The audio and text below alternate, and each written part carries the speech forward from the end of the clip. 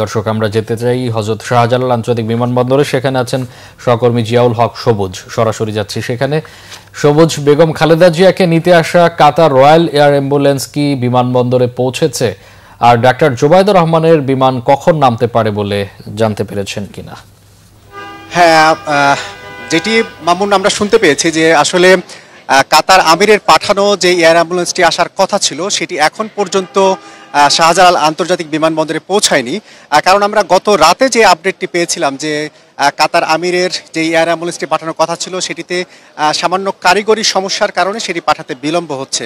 তবে এরপরে আপডেট আর আমরা জানতে পারিনি যে আসলে সেটি রওনা দিয়েছে কিনা বা সেটি আসলে কতক্ষণ নাগাদ এই বিমানবন্দরে এসে পৌঁছাবে, এমন কোনো সুনির্দিষ্ট তথ্য আমরা এখন পর্যন্ত পাইনি।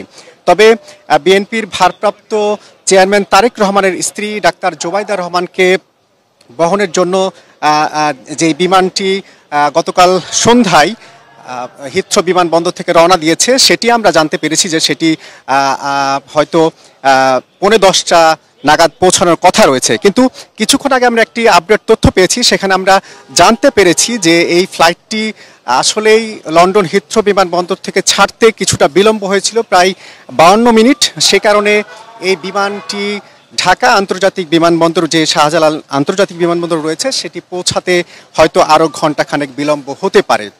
তবে ডাক্তার জোবায়দা রহমানকে নেয়ার জন্য কিছুক্ষণ আগেই তার যে ব্যক্তিগত গাড়ি, সেই গাড়িটি আমরা শাহজালাল আন্তর্জাতিক বিমানবন্দরে আসতে দেখেছি।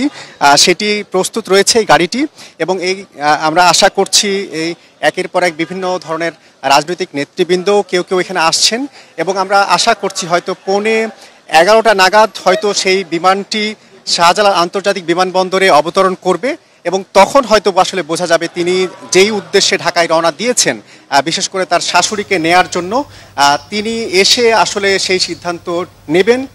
এবং আসলে কখন সেই এয়ার অ্যাম্বুলেন্সটি এসে পৌঁছাবে সেটির পরে ডিপেন্ড করছে আসলে কখন বেগম খালেদা জিয়া লন্ডনের উদ্দেশ্যে যাত্রা করতে পারবেন। তবে আমরা যেটুকু ধারণা পেয়েছি তাকে হয়তো নিয়ে যেতে হয়তো কিছুটা যাত্রা তার বিলম্ব হচ্ছে, এবং এটা আসলে কয়েক ঘন্টার বিলম্ব সেটা আমরা এখনো সুনির্দিষ্ট করে বলতে পারছি না। তো এই হচ্ছে এখানকার সবশেষ অবস্থা। মামুন, সবুজ, আপনি সেখানে থাকুন, প্রয়োজনে আবারও আপনার সাথে যোগাযোগ করব।